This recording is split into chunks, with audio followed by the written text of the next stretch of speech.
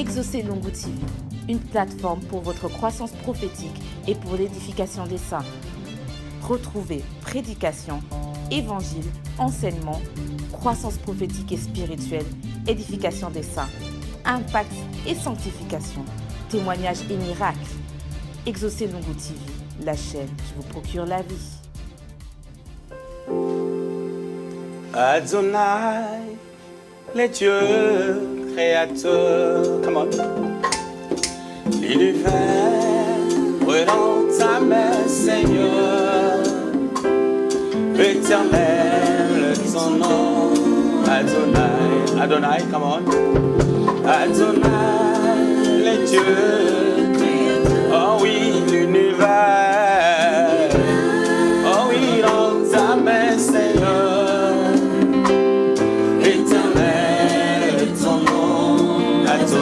Adonai, le Dieu créateur, comme une fois.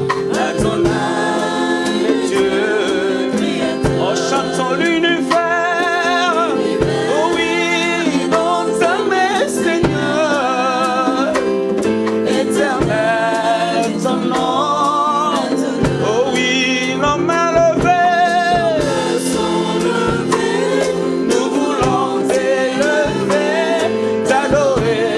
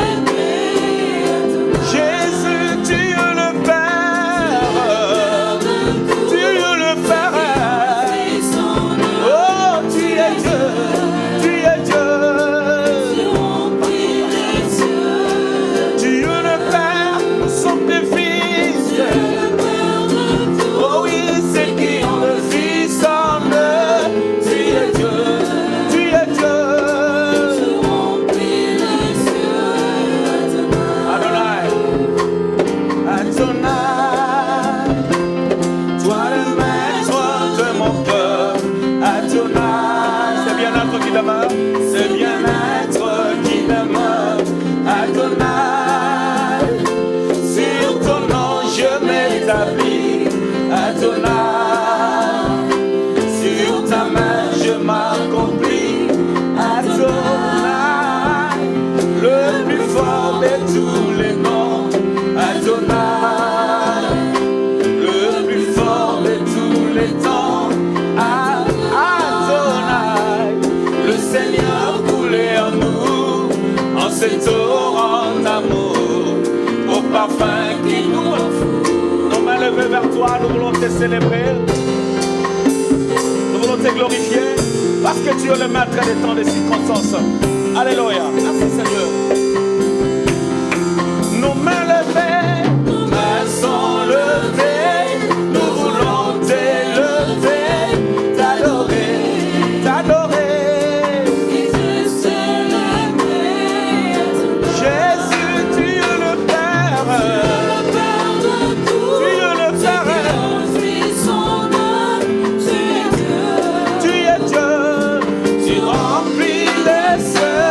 Adonai, reçois la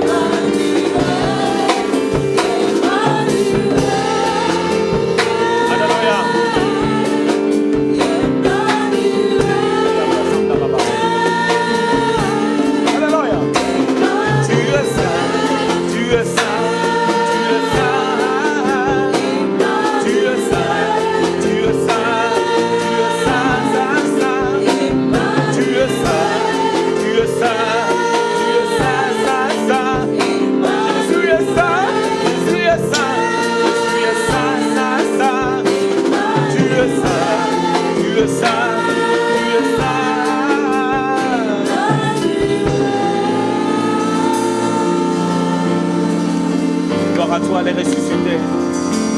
Gloire à toi, l'admirable conseiller, le véritable ami. Gloire à toi qui trace un chemin là où il n'y a plus d'espoir. Gloire à toi, les soubassements de notre foi, l'équilibre de nos êtres. L'admirable conseiller, le tout-puissant. Prince de vie, bon berger, soutien fidèle. Lorsque nous sommes désespérés, il est là, il est toujours là. Jéhovah Shammah. Toi qui donnes la paix que le monde ne peut donner. Jéhovah Shalom. Reçois la gloire. Merci pour ces instants. Merci pour ton peuple réuni devant leurs écrans. Pour te célébrer et pour t'écouter. Sois béni.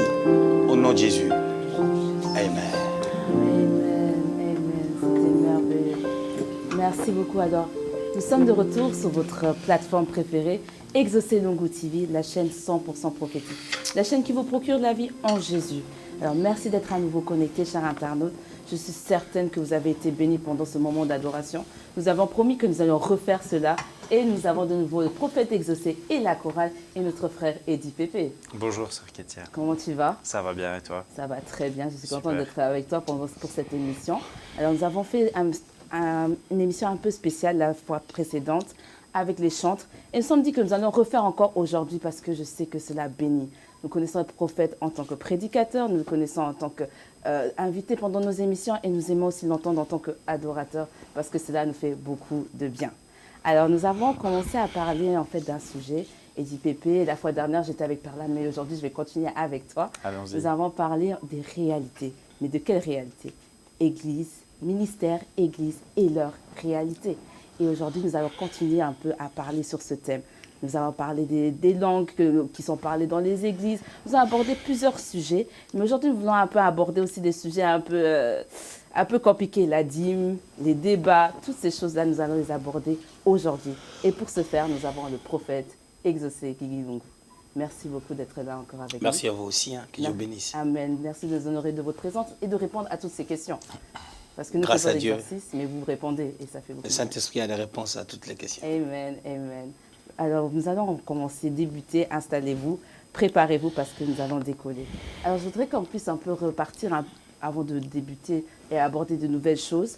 J'aimerais quand même qu'on puisse repartir un peu sur certaines choses que vous avez parlé dans les émissions précédentes sur ce thème, dans le volume 1 et le volume 2.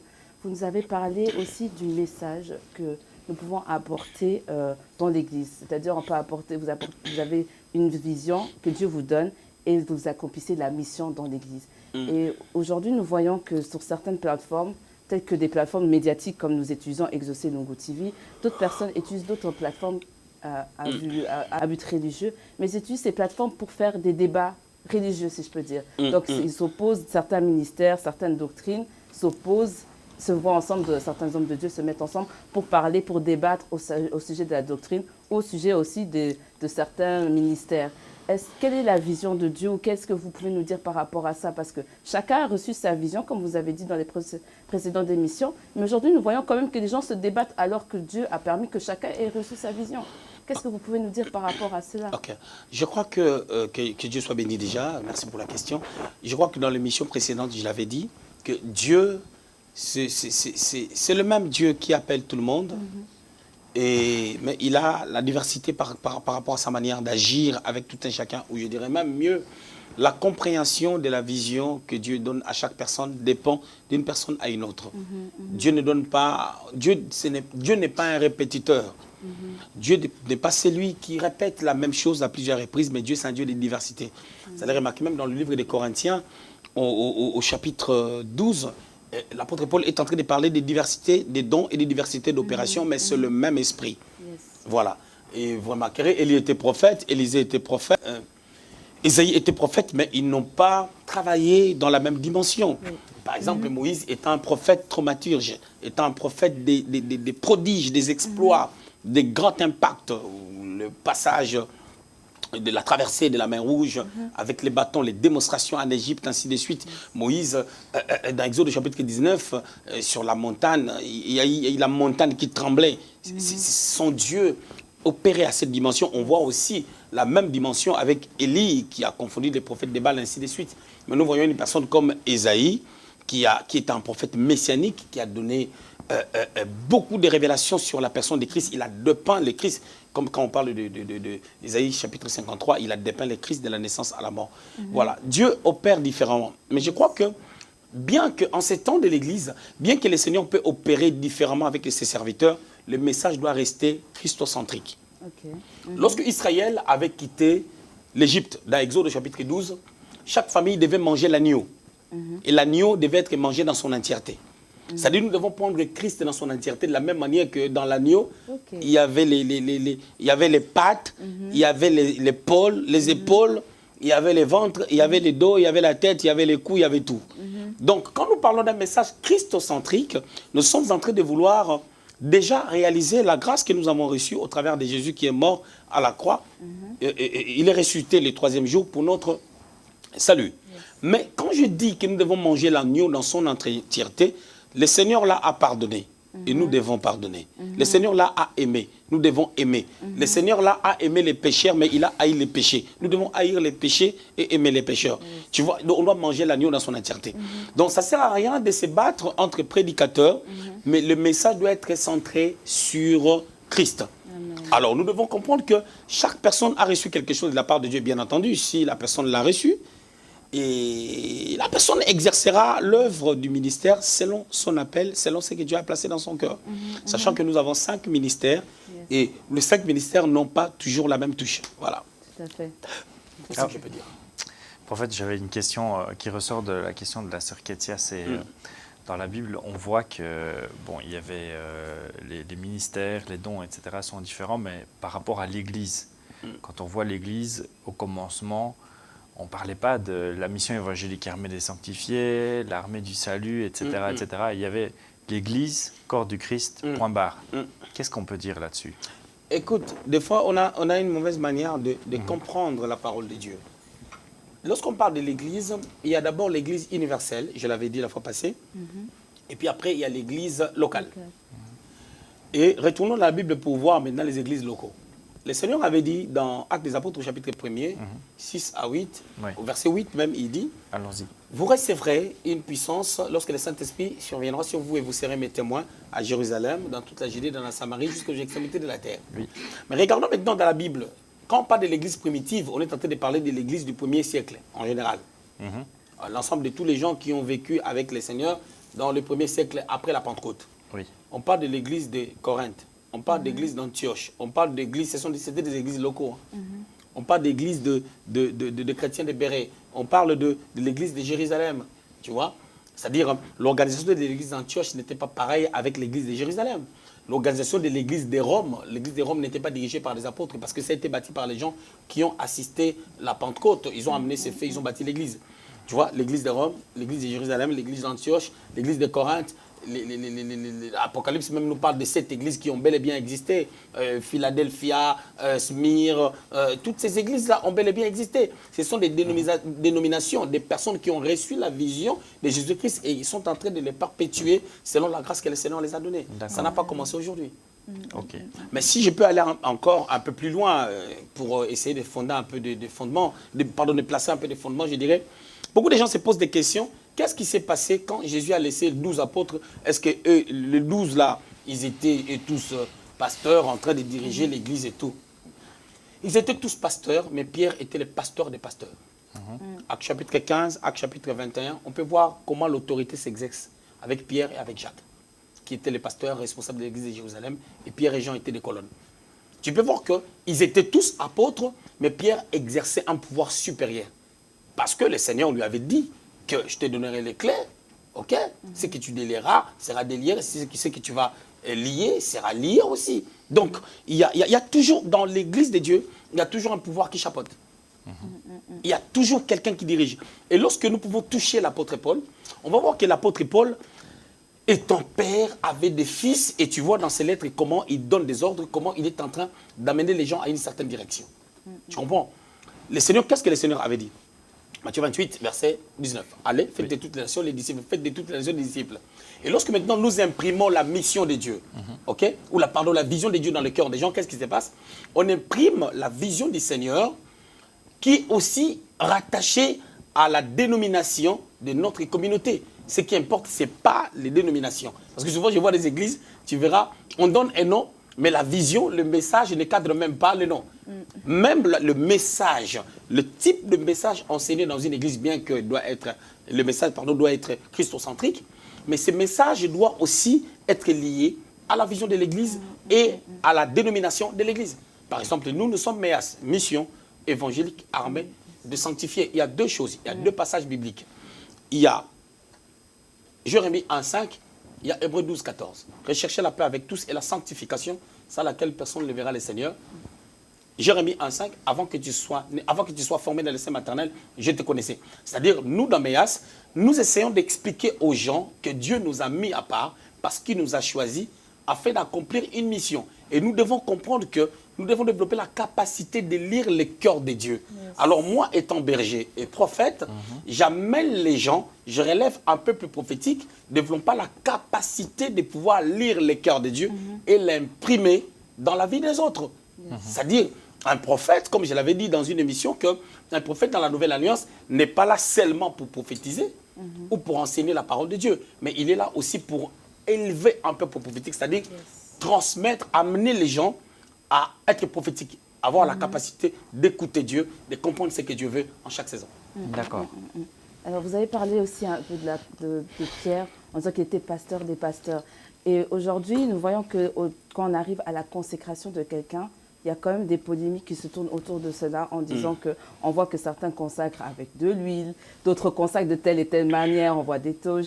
Et aujourd'hui, les gens se posent la question, est-ce qu'on est encore obligé de faire cela? On voit ça dans l'ancienne alliance, mais est-ce que vraiment dans la nouvelle alliance, dans l'alliance dans laquelle nous nous trouvons, est-ce qu'on doit vraiment faire ça? Nous devons comprendre une chose. Dans Matthieu chapitre 5, verset 17, la Bible déclare que je ne suis pas venu abolir la loi, mais la perfectionner. C'est-à-dire si on ouélient les ministres, si on ouélient les gens, les sacrificateurs, le fils d'Aaron, ainsi que les prophètes dans l'ancien temps avec de l'huile, on voit l'image avec David qui était prophète et roi.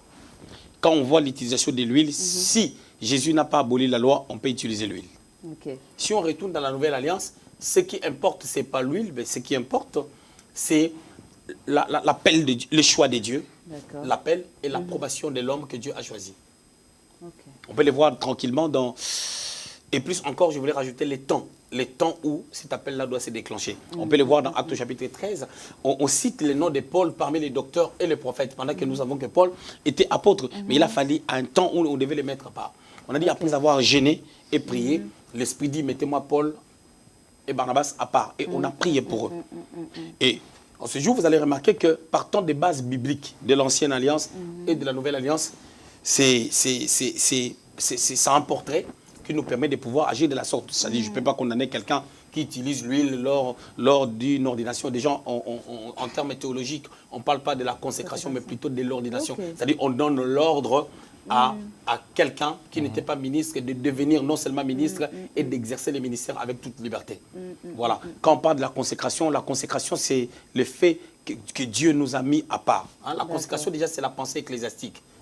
Ek kaleo. Ecclésia, qui veut dire tirer hors de, mis à part. Et lorsque nous acceptons l'appel du Seigneur, nous nous mettons à la position que le Seigneur nous a mis. Donc on est mis à part. Donc on ne consacre pas, mais on ordonne au ministère. On apprend toujours des choses, même des vocabulaires. Oui, il y a beaucoup de choses, même à l'église. C'est comme lorsque j'ai un exemple bête. Moi, étant pasteur, quand j'ai un de mes fils spirituels, si moi je lui dis « sois béni », en réalité, sur le plan doctrinal, lui, il ne peut pas me dire « sois béni ». Tu comprends? En réalité, lui, il doit te dire que Dieu la te Bible déclare bénisse. dans Hébreux 7,7 que l'inférieur est béni par le supérieur. C'est moi qui dois dire à mon fils spirituel, sois béni. Lui doit me dire que Dieu te bénisse. Que Dieu me bénisse. Le supérieur. Parce que lui n'a pas la bénédiction à me donner. Moi, j'ai la bénédiction à lui donner par rapport à ma position, selon Hébreux 7,7. Amen. Sur le plan familial, machin, tout ça, ça passe, c'est tout. Mais selon le respect des dogmes, selon la doctrine, je crois ceux qui vont suivre cette émission, ils vont apprendre ils vont dire à leur pasteur que Dieu te bénisse plutôt que soit béni. Amen. Yes. Amen. Alors, on apprend toujours des nouvelles choses. Alors, sur cette bonne note, je vais lancer une petite page de pub et nous nous retrouvons juste après cela. Exoselungu TV, your channel for your spiritual growth and for the building up of the saints. You will find learnings, teachings, prophetic messages, miracles and testimonies. Exoselungu TV, the channel. Chers internautes, vous êtes toujours sur votre plateau de Exaucé Lungu TV. Nous parlons du ministère, Église et leur réalité. Alors, juste avant cette page de pub, nous avions posé une question. Et je pense que Edith avait une question juste avant que je te coupe pendant la page de pub. Oui, peut-être on a parlé des différentes visions. Est-ce qu'on peut dire que Dieu, en fait, a toujours eu l'idée qu'il y ait des visions différentes, en fait, mais que c'est l'homme, finalement, quand on voit dans la Bible, qui dit « moi, je suis d'Apollos, moi, je suis de Paul », est-ce que ce n'est pas l'homme qui crée vraiment des soucis par rapport à ça? Ça, c'est la réaction des hommes partant de l'incompréhension qu'ils peuvent avoir par rapport à la doctrine. Je veux dire, ces passages-là, les gens qui ont dit « moi, je suis pour Paul, moi, je suis pour Céphas et consorts ça sort d'où?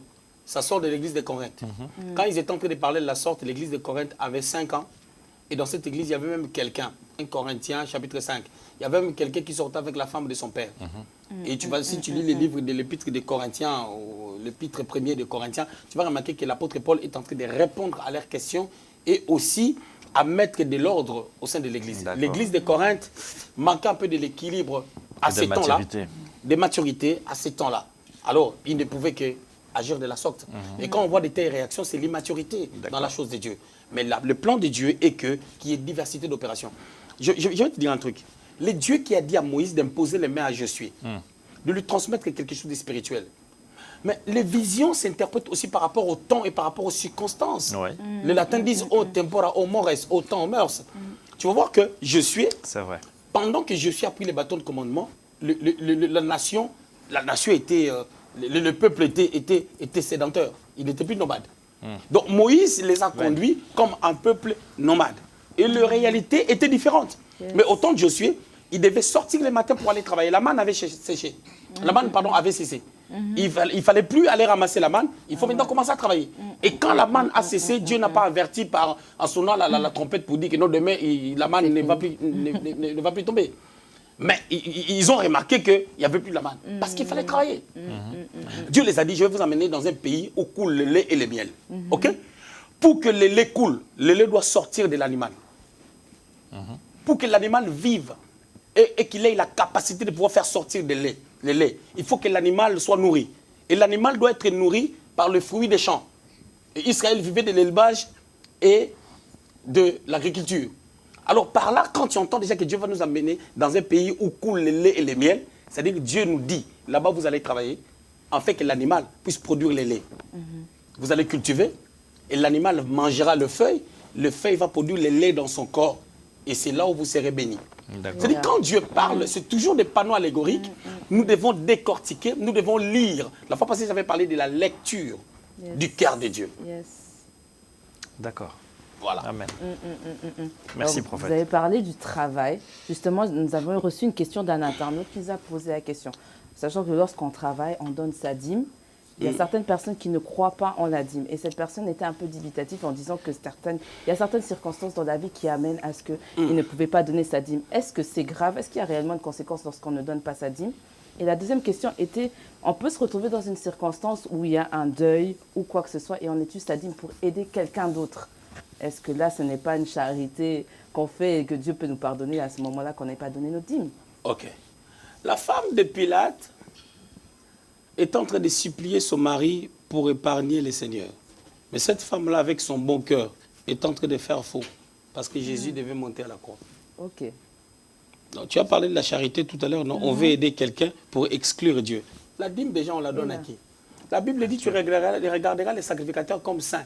Quand tu payes ta dîme, et la Bible utilise les termes, pas donner la dîme, payer la dîme. La Bible utilise les termes payer. La Bible prend la dîme comme l'impôt. Et les impôts sont soustraits directement dans la fiche de paye. Et la dîme devait être la chose qu'on sort en premier. Mais malheureusement, on la sort en dernière position. Oui, dans certains pays comme l'Allemagne, on retire même les taxes pour l'Église. Vous comprenez un peu? C'est-à-dire nous devons comprendre les Écritures, sonder les Écritures. La gentillesse n'est pas la volonté de Dieu, n'est pas la gloire. Je ne dis pas que être gentil, c'est être mauvais. Mais ça dit, ça n'a rien à voir. La gentillesse n'a rien à voir. Moi, je connais des gens, j'ai une de mes filles, elle sourit tout le temps.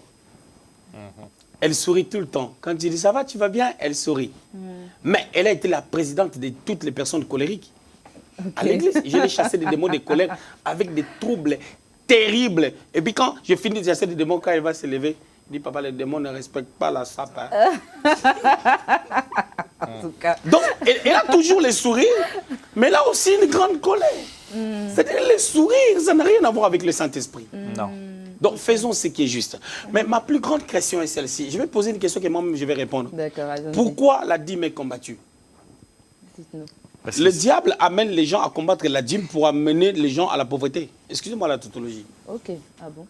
Parce que, qu'est-ce que la Bible a dit par rapport à la dîme? Malachie 3, 10. Je voulais déjà signaler que la dîme n'a pas commencé dans le Nouveau Testament. l'Ancienne Alliance. L'Ancienne Alliance a commencé où? Dans Exode chapitre 19. Avant Exode chapitre 19, on a eu 4 dispensations avant. La dîme a commencé depuis Abraham. L'investigateur, c'est lui qui a eu la compréhension de la dîme, c'est Abraham quand il a rencontré Melchisedec. La promesse. Dans Genèse, au chapitre 14. D'accord. Dans la dispensation de la promesse. Parce qu'Abraham avait eu des promesses, il a compris que c'est lui qui me donne tout, je le dois. C'est lui qui a reçu la révélation de la dîme. Pour qu'Abraham ait la capacité de recevoir la révélation de la dîme, il a rencontré une personne. Abraham a déchiffré le mystère. Il a compris que cette personne-là était sans généalogie. Il ne faut pas perdre de vue. Hein. Mais Melchisedec s'est présenté devant Abraham pas comme un ange. Pas comme quelqu'un qui avait 2 têtes. Pas comme quelqu'un qui volait. Non, c'était comme une personne. Ouais. Mais Abraham a eu la révélation que cette personne n'était pas une personne qui est née au travers d'une femme.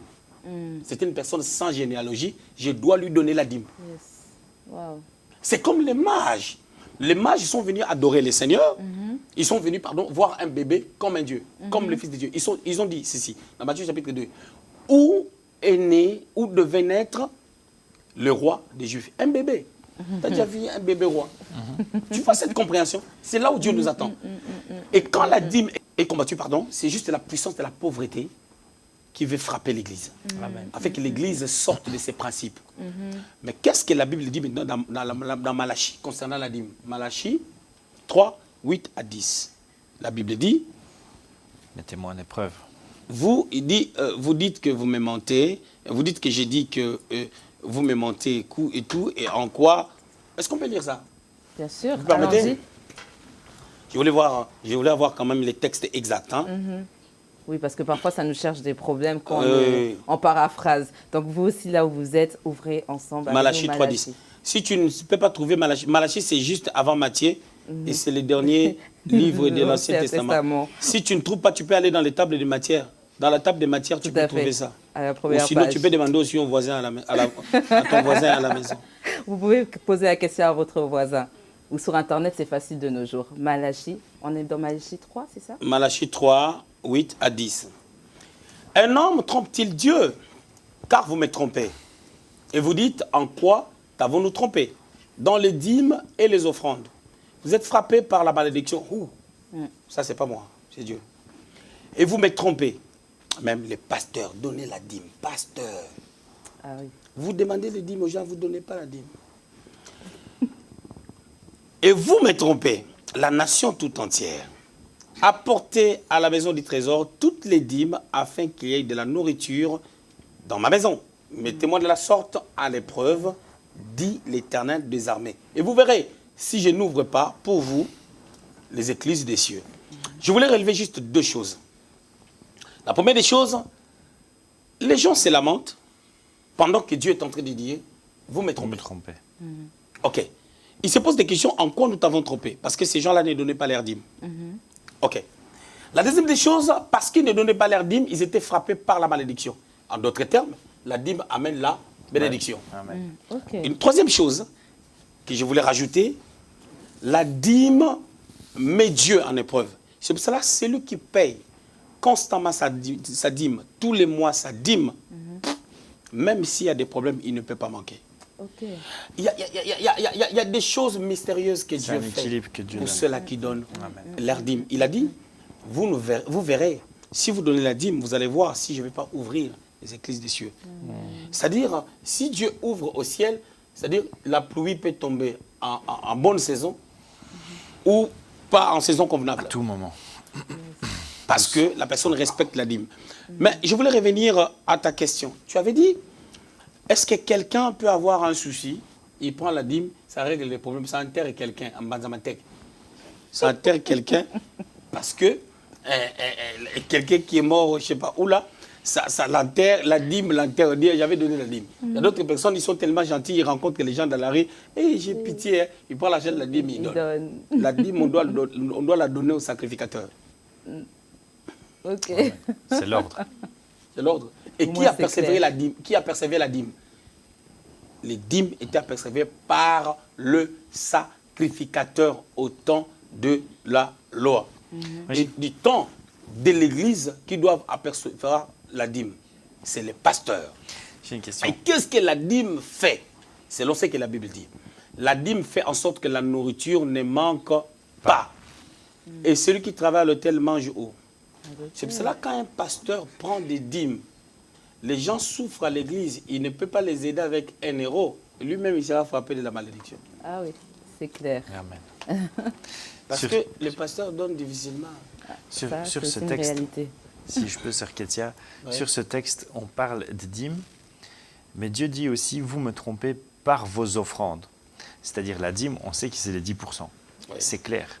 Il n'y a pas à discuter là-dessus. On divise par 10. Le terme dîme, déjà, c'est ça. Voilà. Ça parle des 10. Mais comment peut-on tromper Dieu par nos offrandes? Bon, quand on dit on peut tromper Dieu par nos offrandes, c'est-à-dire, tu sais, l'offrande, c'est l'action qu'on pose à l'égard de notre Dieu d'une manière volontaire. OK? Mais il arrive aussi que nous puissions tromper Dieu parce qu'on en a beaucoup Oui. et on ne veut pas donner. On en a Ok. tellement beaucoup, on donne moins. On donne par temps de nos superflus. C'est-à-dire, on en a beaucoup. C'est comme cette femme-là qui n'avait que 2 pièces, elle a donné, c'était des offrandes, hein. Ce n'était pas la dîme, ce n'était pas l'aumône. Nous devons faire la différence entre la dîme, l'aumône et l'offrande. Vous pouvez nous expliquer un peu la Allez-y, différence prophète. rapidement? La différence, lorsqu'on parle de l'aumône, on est en train de parler de quelqu'un qui traîne dans la rue, comme Bartimée, comme le paralytique des Actes des Apôtres, chapitre 3, ils étaient en train de demander. Ça, c'est l'aumône. Ok. Ça n'a rien à voir avec l'Église. L'aumône, c'est ta gentillesse, ta sympathie, hein, ton cœur qui est touché, tu aides quelqu'un. Amen. Ok, ça n'a rien à voir avec l'Église. Ça, c'est ce que disait Sœur Ketia tout à l'heure. en quelque Alors, sorte. la dîme, c'est le 1/10 de te revenir. Ce qui veut dire tout ce que tu aperçois. D'autres personnes, surtout nous en Europe, se disent, moi je ne travaille pas, je gagne les allocations. Mais tu dois donner la dîme de ces allocations et tu t'habilles comment? Cet argent-là, des allocations-là, tu disparais à Messancy, tu disparais à Metz, et des fois tu es à Bruxelles, midi, marché du midi, si c'est où là? Tu récupères tout. Avec quel argent? Et où sont les papiers que tu as signés, où tes enfants vont voir ça à 18 ans, que tu as bouffé leur argent avec la sapologie? Amen, amen, amen, amen. Donc, c'est pour dire... c'est pour dire que chaque chose a sa valeur. Et puis, il y a les offrandes. Quand on parle de l'offrande, généralement, il y a plusieurs types d'offrandes. Il y a des offrandes qu'on donne pendant le culte, c'est pour honorer notre Dieu. Et pour que ça puisse participer à l'avancement de l'œuvre de Dieu. Il y a des offrandes qu'on peut donner, que les gens, hein, les évangéliques appellent aux semences, aux ceci, aux cela. Ce sont des offrandes. Ok. Ce sont des offrandes qu'on peut donner. On peut donner une offrande volontairement. On peut donner aussi une offrande parce que Dieu l'a demandé. Exode chapitre 25, verset 1er. Dieu dit à Moïse, tu diras à Israël de me donner l'offrande. Mais quand Dieu demande l'offrande, généralement c'est pour un besoin. C'est pour une utilité ou c'est pour une cause. C'est pour cela que c'est dangereux. Quand on enseigne la parole de Dieu, on dit aux gens, pour que tu sois guéri, donne d'abord. C'est une fausse doctrine. Mais dans ce cas-là, est-ce qu'on a besoin de comprendre le besoin qui se cache derrière cette offrande que Dieu demande? Un exemple bête, Dieu dit dans Exode chapitre 25, à partir du verset 1er, Dieu dit à Moïse, toi tu diras à ces peuples de donner une offrande. Ok, c'était pour la construction du tabernacle. Tu comprends un peu? Oui, Ils ont donné les offrandes pour la construction du tabernacle. C'est-à-dire, j'ai dit, il y a une cause. Amen. C'est comme lorsqu'on organise des conférences à l'église. Les gens sont bénis. Les gens sont touchés. Les gens, tu sais, on ne peut pas tout faire dans l'œuvre de Dieu. Quand nous recevons les amis, les serviteurs de Dieu, ils amènent en plus, ils nous soutiennent dans ce que nous sommes en train de faire. Et ces gens-là qui travaillent à l'hôtel doivent manger à l'hôtel. Ces gens-là, on doit les bénir. Malheur à celui qui fait travailler son frère en vain. C'est-à-dire, il est tout à fait normal que nous tous ensemble, nous puissions bénir ces gens. C'est-à-dire, l'offrande a une cause. Amen. Mais on ne dit pas que non, si quelqu'un n'avait pas fait cette offrande-là, on va l'amener en tôle, on va l'amener en prison, oui, la personne est maudite. Non, ça dépend des besoins. La notion d'offrande, dit mes consorts, doit être bien expliquée, sinon c'est un grand danger. Yes. Amen. Alors nous arrivons déjà presque à la fin Ah de oui, notre ça émission. passe vite, hein. Ça passe très vite, Eddie, je suis d'accord avec toi.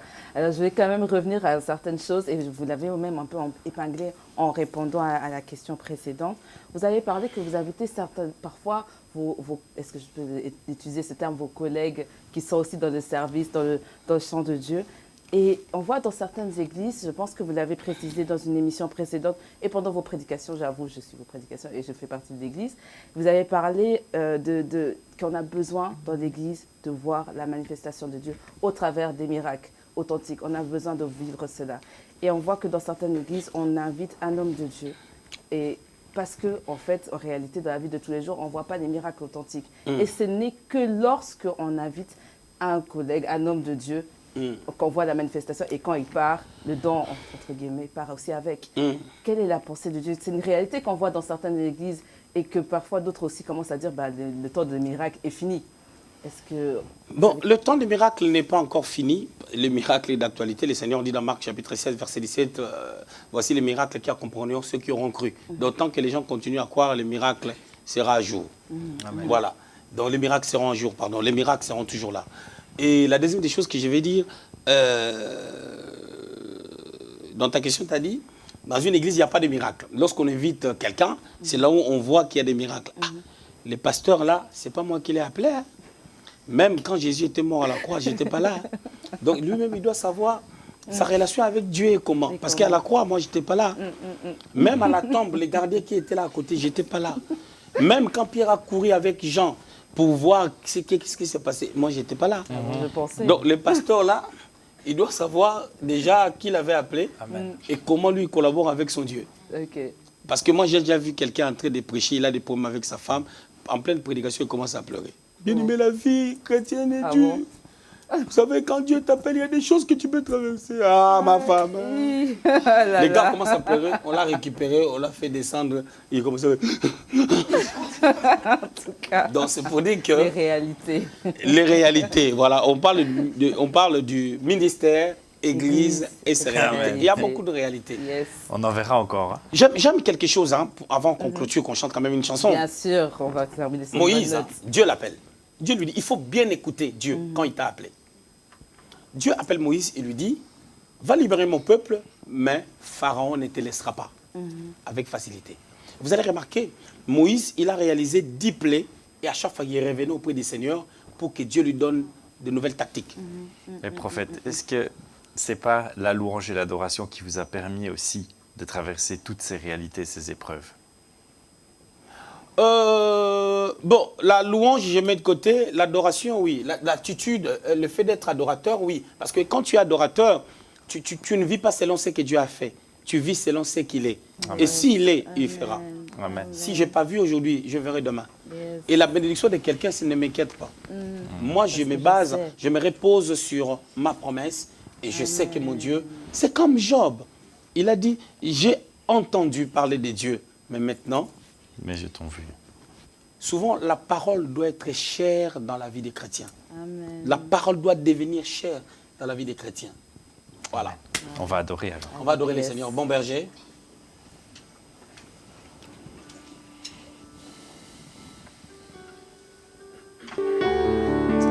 Tu es pour nous les bons bergers. En toi nous pouvons toujours espérer.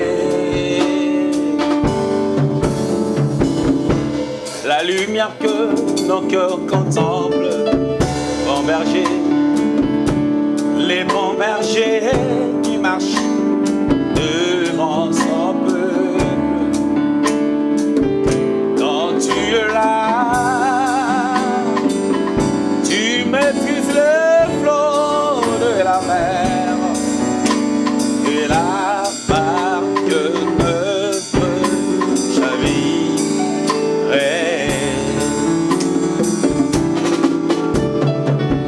Tendre, véritable redoutable ami. Tu constitues pour nous le seul appui. Quand la terreur nous envahit, tu combats à notre place nos ennemis. Roi de Salem, que le bonheur de t'appartenir, le seul garant de notre avenir, de savoir devant nous rassure, la gloire qui couvre nos parcours, et soleil qui éclaire notre chemin et qui assure nos lendemains. Pas à pas dans ta mer, au voyage de pèlerin, ensemble avec te racheter. Cheminons vers ta cité, que savoir devant nous rassure. Alléluia. Les soleils qui éclairent notre chemin et qui assurent nos lendemains. Pas à pas dans ta mer, au voyage de pèlerin, ensemble avec te racheter, nous cheminons vers ta cité. Mon berger, les bons bergers qui marchent devant son peuple, il s'appelle Jésus, l'homme le mieux chanté, l'homme le mieux célébré, nul n'est comparable à lui. Il n'abandonne jamais ceux qui espèrent en lui. Je dirai à mon âme comme le psalmiste, espère à l'Éternel. Pourquoi t'abattu au-dedans de moi? Ah, et un jour, le Dieu que tu as entendu parler, tu vas le vivre dans ta Baba. Alléluia. Les bons bergers qui marchent devant son peuple, les bons bergers qui soutiennent notre parcours, les bons bergers qui ont le temps de notre destinée. Nous te célébrons, puissant berger, nous te célébrons les rois des rois, Adonai. Sois béni, toi qui es fidèle, toi qui nous montres le chemin à suivre. Et sois la gloire, la louange et l'adoration. Au nom de Jésus, au nom de Jésus. Merci Seigneur Jésus. Alors, merci beaucoup, prophète Exaucé. Merci à vous aussi. Merci à la chorale, merci d'avoir été encore présent. C'était merveilleux. Merci. Je pense que nous allons continuer à faire ce genre d'émission. Je pense que ça plaît aussi aux internautes, de ceux que nous avons pu entendre, des retours que nous avons pu recevoir. Alors restez connectés parce que nous allons... Je dirais même, là, je crois qu'on doit passer à une autre vitesse quand même. On va inviter les gens, ok? Oui, moi, j'inviterai les gens de notre église, pour ne pas dire mon église, et pour assister au programme. Ils vont poser des questions live et je crois que ça sera une bonne chose. Vous avez dévancé parce que c'est ce que nous devions annoncer. Donc, alors c'est prophétique. Oui, exactement. Alors, chers internautes, restez connectés. Vous verrez les affiches qui vont circuler bientôt, très bientôt sur les réseaux sociaux pour vous inviter aux émissions. À venir, ce sera des émissions interactives où vous pourrez poser des questions et assister. Alors, comme vous ne pouvez peut-être pas le voir, mais nous avons déjà des gens autour de nous, mais cette fois-ci, ça sera ouvert au grand public. Donc, restez connectés. Exaucé Lungu TV vous réserve de grandes surprises. À la prochaine, c'était Exaucé Lungu TV, votre chaîne 100% prophétique. Que Dieu vous bénisse.